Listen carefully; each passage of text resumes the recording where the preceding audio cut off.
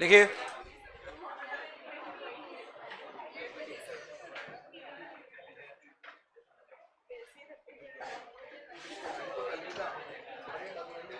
आप लोगों ने आवाज नहीं, हाउस प्रॉपर्टी चैप्टर में अपन ने कैसे कैसे पढ़ा था, तो देखिए आप लोग इस चैप्टर में एक सेक्शन 22 था, एक सेक्शन 23(1)(a),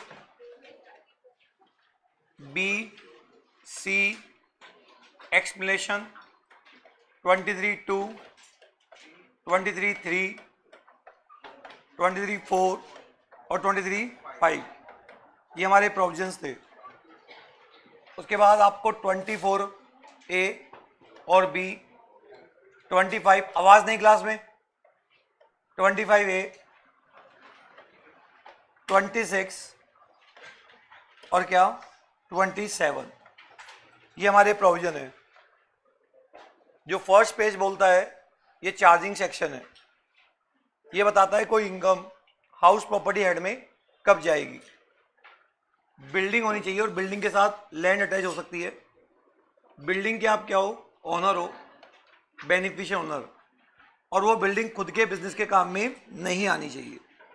अगर ये सारी बातें पूरी हो गई तो वो इनकम हाउस प्रॉपर्टी हेड में जाएगी। अगर हम बिल्डिंग का एनालिसिस करें तो बिल्डिंग एक होती है रेजिडेंशियल जो लेट आउट है, एक कॉमर्शियल जो लेट आउट है, एक रेजिडेंशियल जिसमें हम खुद रहते हैं, और एक कॉमर्शियल जिसमें हम क्या कर रहे हैं, खुद का बिजनेस कर रहे हैं, जिसका प्रॉफिट एग्जेम्प्ट है, जिसका प्रॉफिट टैक्सेबल है। अगर जिसका प्रॉफिट टैक्सेबल है तो हम बिजनेस की इनकम पे टैक्स दे रहे हैं ना, तो चैप्टर अप्लाई नहीं होगा। बाकी अगर हमने किराए पे रहेगा तो ऑफकोर्स वही होगा। जिस घर में हम खुद रहते हैं उस पर भी ये चैप्टर क्या होगा, अप्लाई होगा। ये पेज मेरा कंप्लीट हुआ। उसके बाद हाउस प्रॉपर्टी के अंदर बताओ एक्चुअल रेंट पे टैक्स लगता है या एनुअल वैल्यू पे? Annual value. और एनुअल वैल्यू क्या है? एक प्रॉपर्टी की कमाने की क्या क्षमता, और यहां हम उसको बोलते हैं रीजनेबल एक्सपेक्टेड रेंट। अगर एक्चुअल रेंट उससे ज्यादा है जब तो actual rent, otherwise minimum reasonable expected rent पे तो टैक्स लगेगा ही लगेगा। फिर अपन ने बताया बिल्डिंग किसे कहते हैं, खाली जमीन को बिल्डिंग बोलेंगे नहीं बोलेंगे, ऑनरशिप किसे कहते हैं, ऐसी बातें अपन के यहाँ पे की है ना। उसके बाद हाउस प्रॉपर्टी की इनकम निकालने का फॉर्मेट बहुत सिंपल है।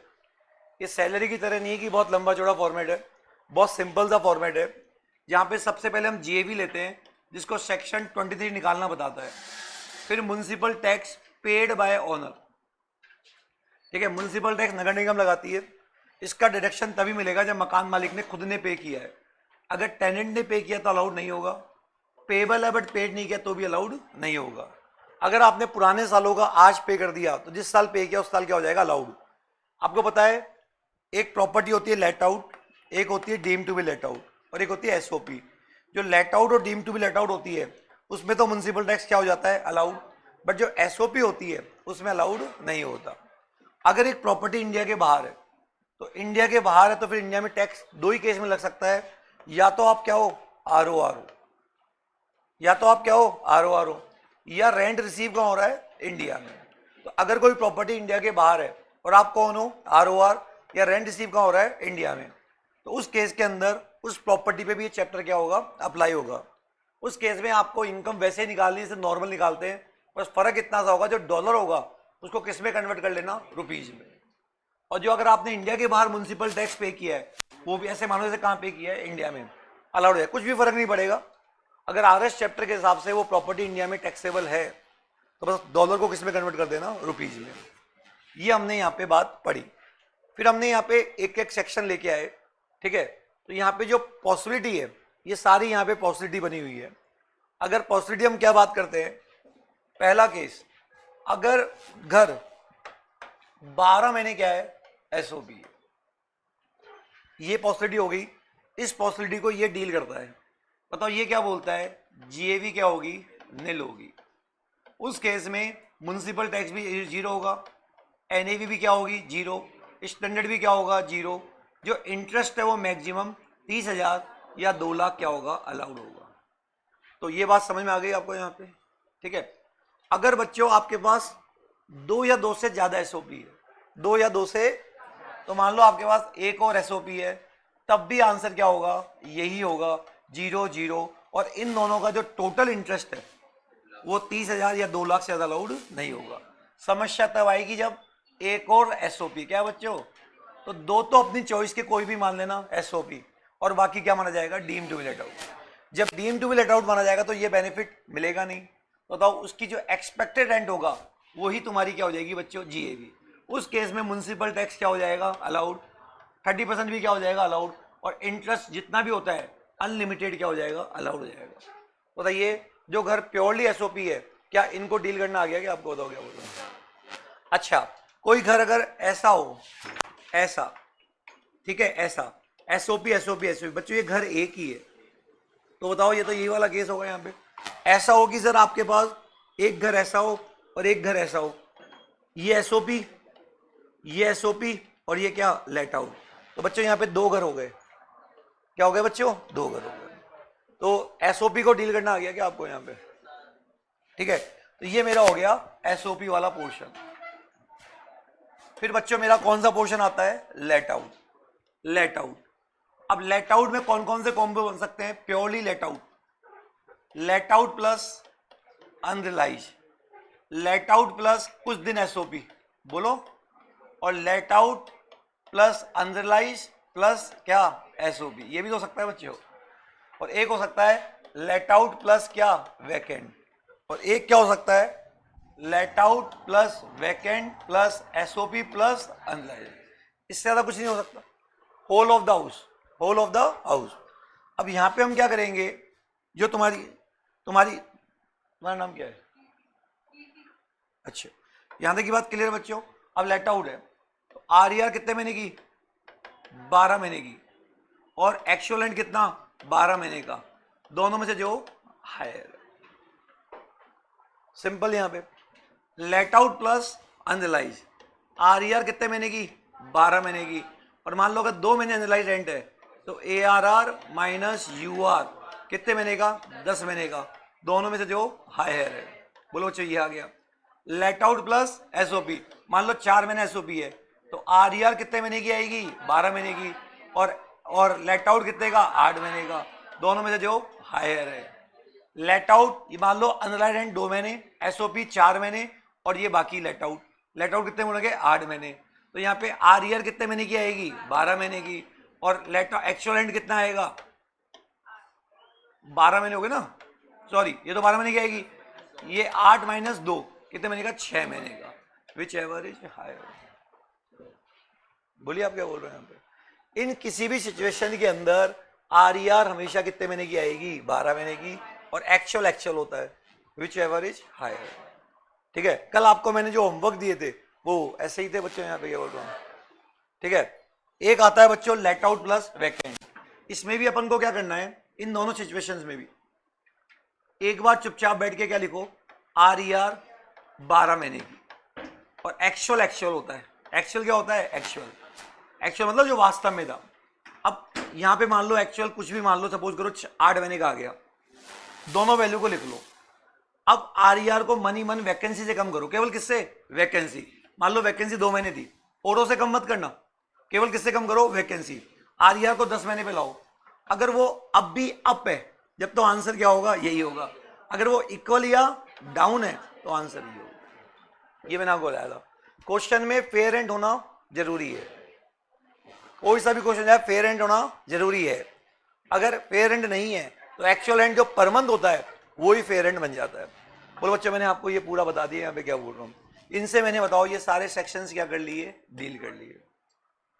ठीक है, अगर आप एक बिल्डर हो और आप अपने प्रॉपर्टी को अनस्टॉक, मतलब आपके पास स्टॉक इन ट्रेड में पड़ा हुआ है, अगर आपने किराए पे दे रखा तो बहुत अच्छी बात है। अगर किराए पे, तो जिस दिन बिल्डिंग का सर्टिफिकेट मिला, मान लो वो मिला 31 जुलाई 22 को, उसका एंड क्या हुआ, 31 मार्च 23, इसके एंड से नेक्स्ट 2 ईयर तक जीएवी क्या होगी, नील होगी। बाकी बाद में क्या माना जाएगा, deem to be let out, क्या माना जाएगा, deem to be let out. तो आई होप सबको यहां तक की बात क्लियर है बच्चों। अच्छा सर, मान लो क्वेश्चन ऐसा आ जाए कि लेट एसओपी और लेट आउट प्लस क्या, एसओपी, इसको बोलते हैं पार्ट ऑफ द हाउस। बच्चों इस केस में डेटा दो आधा कर दो, ऊपर वाले आधे पार्ट को तो क्या मानेंगे, एसओपी, और आधे वाले को 12 महीने आ रही यार, और मान लो यहाँ पे एसओपी 4 महीने है, एसओपी कितने महीने हैं 4 महीने, तो 12 महीने की आ रही यार और 8 महीने का actual rent, whichever is higher. इस क्वेश्चन में जो भी डेटा होगा, fair rent, standard rent, municipal tax, interest, उनको क्या कर देना, बांट देना, और एक्चुअल रेंट उसी का होगा ना, उसको मत बांटना। ऐसे अपन ने बताया। समझ गए बच्चों क्या बोल रहा हूँ यहाँ पे? ये मेरा पहला पोर्शन क्या हो गया, कंप्लीट हो गया। ठीक है, तो ये मैंने आपको पूरे पॉइंट्स क्या कर दिए, बता दिए। फिर क्वेश्चन में मान लो ये इन वैल्यूज का क्या मतलब होता है, इसमें बस ये ध्यान रखना, जो एक्चुअल रेंट है इसका मतलब होता है जितना किराएदार ने दिया। बट अगर किराएदार का ऑब्लिगेशन कौन पे कर दे, मकान मालिक, तो वो कम होगा। अगर मकान मालिक का ऑब्लिगेशन किसने पे कर दिया, किराएदार। लेकिन म्युनिसिपल टैक्स, रिपेयर, वो किराएदार का ही क्या होता है, ऑब्लिगेशन, उसका कोई ट्रीटमेंट नहीं होगा। कई बार किराएदार आपको सिक्योरिटी जमा कराया था, क्या बच्चों, सिक्योरिटी अगर रिफंडेबल है तो कुछ नहीं होगा। अगर सिक्योरिटी क्या है, नॉन रिफंडेबल है, क्या होगा बच्चों, नॉन रिफंडेबल है, तो उसको रेंट ही मानेंगे। ये मैंने आपको लेक्चर दिया था, उसमें यहाँ पे था। इस सिक्योरिटी पे अगर वास्तव में ब्याज मिला, क्या बोला मैंने, जब तो वो अदर सोर्स में जाएगा, और ब्याज अगर मिला ही नहीं तो फिर कोई ट्रीटमेंट नहीं होगा। बताओ what is the treatment of security. अगर सिक्योरिटी रिफंडेबल है, क्या है बच्चों, तो वो इनकम ही नहीं है। अगर सिक्योरिटी, तो मान लेना वो रेंट ही है। अब सिक्योरिटी आपको मिली, दो बातें हो सकती है, उस पर ब्याज मिला, भाई आपने घर में ही रख लिया, बैंक में रख दी। अगर ब्याज नहीं मिला तो कोई नोशनल इंटरेस्ट आपकी इनकम नहीं मानेंगे। अगर वास्तव में ब्याज मिला तो वो अदर सोर्स की क्या है, इनकम है। ये हमने यहाँ पे पढ़ा।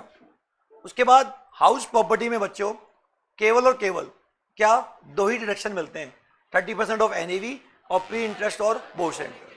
इसके अलावा हाउस प्रॉपर्टी में और कोई डिडक्शन नहीं मिलता। 30% एनओवी। अब इंटरेस्ट के लिए क्या करना है बच्चों, सबसे पहले अपन को क्या करना है, इंटरेस्ट कैलकुलेट करना है। ठीक है, क्या करना है, इंटरेस्ट। एक होता है प्री, जिसको कैपिटल बोलते हैं, एक बोलते हैं पोस्ट। ये मान लो इंटरेस्ट कुछ भी आ सकता है, सपोज करो 6 लाख ना, ये वाला 2 लाख आया, ये 1 लाख आया, टोटल कितना हुआ, 3 लाख। अगर प्रॉपर्टी लेट आउट और deem to be let out है, क्या है बच्चों, लेट आउट उसको बोलते हैं जो वास्तव में लेट आउट है, और deem to let out law में 2-3 केस को बोलते हैं। एक तो पहला केस तो हो गया जब 3 एसओपी होते हैं, तो तीसरा घर डीम टू लेट आउट में रहता है। जब बिल्डर के घर 2 सालों तक बिकते नहीं है तो तीसरे साल से वो डीम टू लेट आउट में आ जाता है। अगर 11 महीने एसओपी और 1 महीने लेट आउट, तो उसको डीम टू लेट आउट ही मानते हैं। उस केस के अंदर जितना भी इंटरेस्ट होगा, चाहे वो 1 लाख, 2 लाख, 10 लाख, 50 लाख, 1 करोड़, वो पूरा का पूरा क्या हो जाएगा, माइनस हो जाएगा, विदाउट एनी कंडीशन। चाहे आपने एक्वायर के लिए लिया हो, रिनोवेशन के लिए लिया हो, कंस्ट्रक्शन के लिए लिया हो, या रिपेयर के लिए लिया हो, जितना भी होगा वो आपको क्या हो जाएगा, अलाउड हो जाएगा। लेकिन अगर प्रॉपर्टी क्या है, एसओपी है, एसओपी है, तो ये जितना भी इंटरेस्ट आया, अगर 4 कैलकुलेशन पूरी हो जाए, 4 कंडीशन क्या हो जाए, पूरी, तो 3 लाख और 2 lakh, which ever is lower. अगर 4 में से एक भी कंडीशन क्या हो जाए, मिस हो जाए, तो जितना आपने इंटरेस्ट कैलकुलेट किया 30 है, 3 लाख और 30,000, विच एवर इज लोअर। तो बताओ ये 2 लाख 30,000 का जो चक्कर है वो लेट आउट और deem to be let out में, एसओपी में। एनी क्वेश्चन बच्चों यहां तक, किसी को दिक्कत है यहाँ पे? तो फिर मैंने आपको यहां तक की बात ये समझाइए। अब कंडीशन क्या है, कंडीशन ये है कि पहली कंडीशन ये है कि आपने लोन 1/4/99 के बाद लिया है, अक्वायर और कंस्ट्रक्शन के लिया है। जिस साल आपका घर बना, जैसे एग्जांपल 31 जुलाई 2002 को घर बना, उसका एंड क्या हुआ, 31 मार्च 2003, उसके एंड से 5 साल में घर क्या हो जाना चाहिए, कंप्लीट, और आपने जिससे पैसा लिया उससे क्या दे लिया, सर्टिफिकेट। अगर ये चारों बातें पूरी होगी तो एसओपी के केस में जितना इंटरेस्ट कैलकुलेट किया 2 lakh, which ever is lower. अगर एक भी बात क्या हो गई, मिस हो गई, तो जितना इंटरेस्ट कैलकुलेट किया और 30,000, विच एवर इज लोअर। ये सारी कंडीशन किसके ऊपर है, एसओपी। अब एग्जाम में क्वेश्चन आया कि आपने लोन 1/4/98 को लिया और क्वेश्चन कर रहे हैं लेट आउट का, कोई प्रॉब्लम ही नहीं है। एग्जाम में क्वेश्चन आया कि आपने लोन लिया रिपेयर के लिए और 10 लाख का इंटरेस्ट पे किया, लेट आउट है, कोई प्रॉब्लम। ये रिपेयर का चक्कर तो यहाँ आएगा एसओपी में।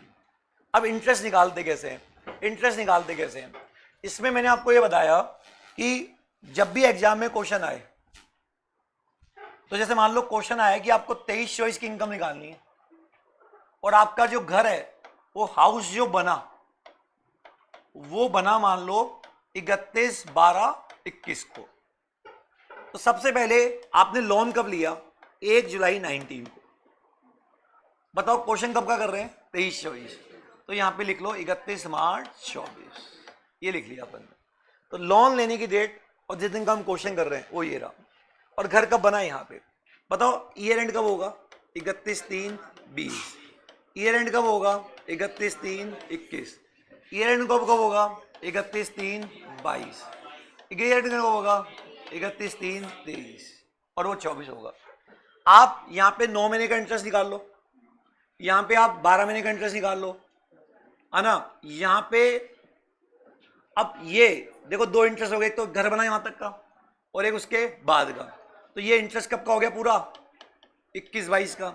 ये इंटरेस्ट कब का हो गया, 20-21 का। और ये कब का हो गया, 19-20 का। ये कब का हो गया और ये कब का हुआ। अब मान लो आपने पहले रीपेमेंट कर दिया तो कोई जरूरत थोड़ी इंटरेस्ट हो, तो अगर इंटरेस्ट है तो निकाल लो, ठीक है। अब इंटरेस्ट निकालने के बाद जिस साल घर बना, घर कब बना, यहां पे, तो यहां से लेके जो यहां तक का इंटरेस्ट है ना, वो क्या है, प्री है।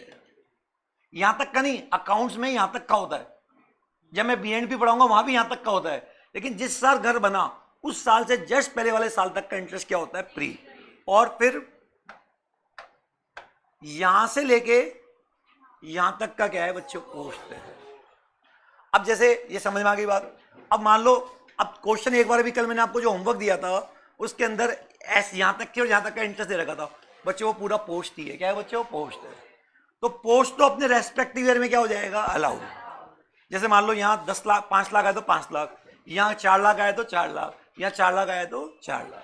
तो पोस्ट तो अपने रेस्पेक्टिव ईयर में क्या हो जाएगा, अलाउड। लेकिन अगर प्री है उसका क्या लगा, टोटल डिवाइड बाय 5, और है ना, और ये 5 इक्वल इंस्टॉलमेंट होगा। और फर्स्ट इंस्टॉलमेंट कहां से होगी, जिस साल घर बना। तो पहली किस्त, दूसरी किस्त, तीसरी, चौथी और पांचवी। आगे बात समझ आपको यहाँ पे। इस तरह से मैंने आपको ये कौन सा बताया, इंटरेस्ट का। उसके बाद इंटरेस्ट के बारे में कुछ बातें लिखी हुई है, इंटरेस्ट के बारे में कुछ बातें लिखी हुई है।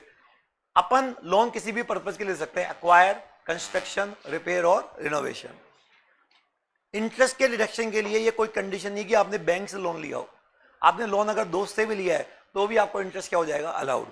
इंटरेस्ट के डिडक्शन के लिए कोई कंडीशन नहीं क्या कि आपने इंटरेस्ट का पेमेंट कर दिया, अक्रूवल बेसिस पे भी क्या हो जाएगा, अलाउड। ब्याज पे ब्याज अलाउड नहीं होता।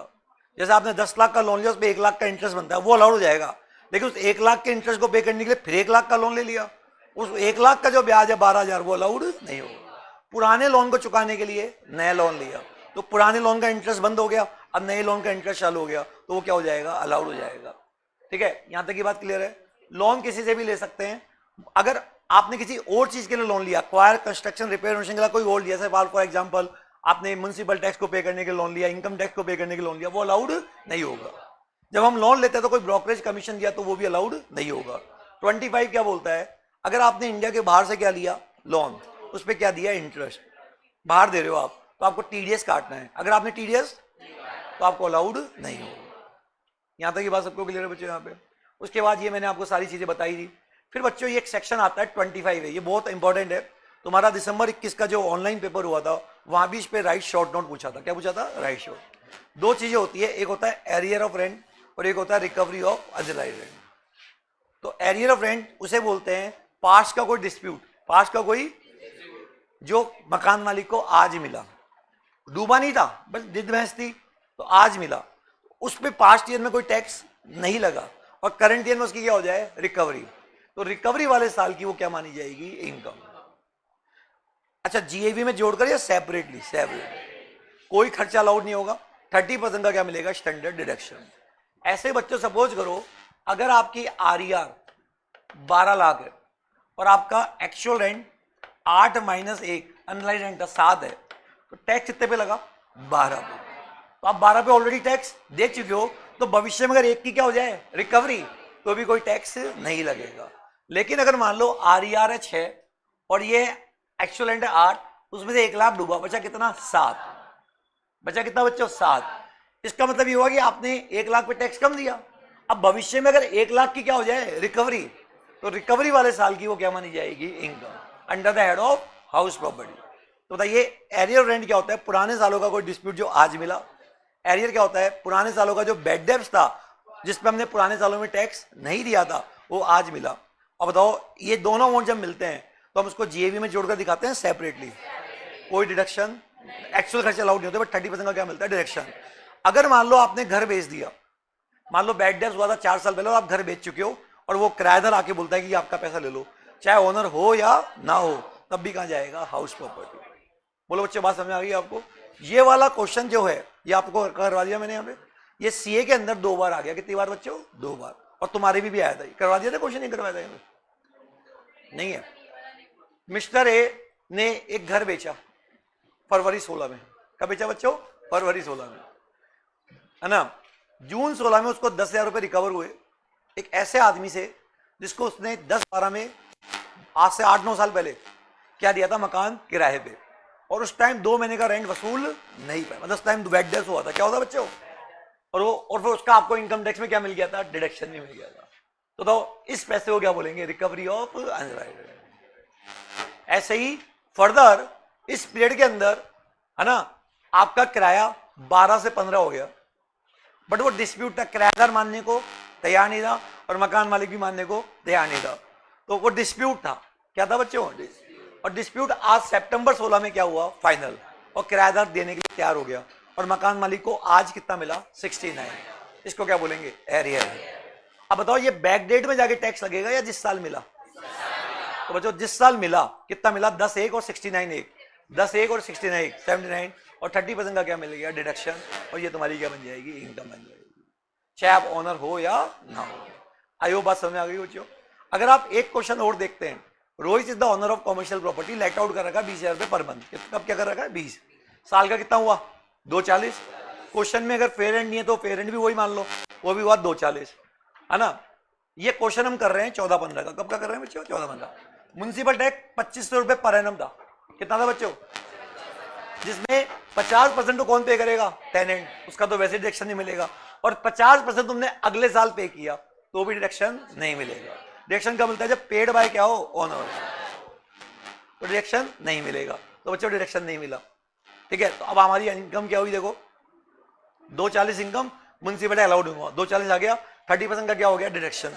अब इंटरेस्ट के बारे में क्या बोल रहा है कि 10 लाख का लोन लिया आपने अपनी कजन से, उसको 10 और यूएसए से लिया, और 10% की रेट की इंटरेस्ट की। बच्चों यहाँ पे आपको ये नहीं बताया घर कब बना, कुछ बताया ही नहीं। तो जब घर यही नहीं बताया तो फिर तो हम जो कॉमन सेंस होता है ना, 10 लाख का ब्याज कितना होता है? 10%, 1 लाख। सारा पोस्ट मान लो, क्या मान लो बच्चों? तो 10 लाख का 1%, 10% कितना हो गया? 1 लाख। और इसमें यह भी ध्यान रखना, साइलेंट मोड में मानेंगे कि टीडीएस खड़ी है। क्या मानेंगे बच्चों? इसका मतलब 10 लाख का 1 लाख कितना होता है? 1 लाख। ये मेरी इनकम आ गई 68,000। उसके बाद बच्चों क्वेश्चन बोलता है कि आपको करंट ईयर में एक तो रिकवरी ऑफ क्या हुई? अनरेंट, और एक क्या मिला? Arrear of rent. बताओ ये कितना है? 40, और ये कितना है? 20। 40 और 20 60। तो बताओ इसमें जोड़कर दिखाएंगे सेपरेटली? सेपरेटली मैंने दिखाया, 30% मैंने क्या किया? लेस किया, और 40,000 आया। ये मेरी इनकम आ गई क्या? 1,10,000। आगे के पास क्या बोल रहे हैं आप? ठीक है। तो मैंने यहां तक की बातें आपको पढ़ा दी थी। अब 2 सेक्शन आते हैं, एक आता है को-ओनर और एक आता है डीम ओनर। क्या था बच्चों? को-ओनर और डीम ओनर। को-ओनर, ये एक बार आपको मैंने होमवर्क भी दिए थे, अभी डिस्कस कर लेते हैं। को-ओनर आपको यूट्यूब पे वीडियो देखना। क्या बोला मैंने? ये आज ही देखना। कौन सा? को-ओनर। ये थोड़ा सा डिफिकल्ट होता है। कौन सा? को-ओनर। तो एक बार अपने आप पहले समझ लेना, फिर नहीं आया तो मैं कल वापस बता दूंगा कौन सा को-ओनर। तो ये यहाँ पे देख लेना कौन सा बोला मैंने? को-ओनर। ये सबको आज ही देखना क्योंकि कल से चालू हो जाएगा क्या? Capital gain. वैसे बता दूं को-ओनर के केस में होता क्या है ना, उसको मैंने विद प्रैक्टिकल समझा रखा है, और एग्जाम में 2 बार क्वेश्चन भी आया है, इंपॉर्टेंट है ये। कौन सा? को-ओनर। को-ओनर में क्या होता है? एक घर है जिसके 2 ओनर है। जैसे मेरा घर है, उसके मैं और मेरा भाई ओनर है, हम दोनों रहते हैं। हम क्या रहते हैं? घर एक है बट मालिक 2 है। अब बताइए दोनों खुद रहते हैं, तो अब बताओ उस केस में हम इंटरेस्ट दे रहे हैं 4 लाख का। तो ये जो इंटरेस्ट अलाउड होता है मैक्सिमम 2 लाख, वो घर वाइज होता है या असेसी वाइज होता है? असेस। इसका मतलब जब हम दोनों भाई हमारी इनकम दिखाएंगे, जीए भी 0, जीए भी 0, म्युनिसिपल टैक्स अलाउड नहीं होगा, एनए भी 0, स्टैंडर्ड 0, और जो 4 लाख का इंटरेस्ट है 2 लाख मुझे और 2 लाख। तो एसओपी में तो ये होगा। अगर मान लो एक घर है वो लेट आउट है, क्या है बच्चों? उसके ओनर कितने हैं? 2। ठीक है। तो एक बार क्वेश्चन को ऐसे सॉल्व कर लो कि इसे मान लो ओनर एक ही है, पूरी इनकम निकाल लो, और फिर जो लास्ट में इनकम आए डिवाइड करो। समझिए क्या बोल रहा हूं? तो इसके अंदर थोड़ा सा घुमा भी होता है, तो मैंने क्वेश्चन करा रखा है, एक बार जरूर आपको करना जरूरी है, तो कल से अपन क्या स्टार्ट करेंगे? Capital gain. यहां तक की बात सबको क्लियर बच्चों? और उसके बाद अब आता है डीम्ड ओनर। क्या आता है बच्चों? तो कॉपी में लिखिए बच्चों क्या? Deemed owner.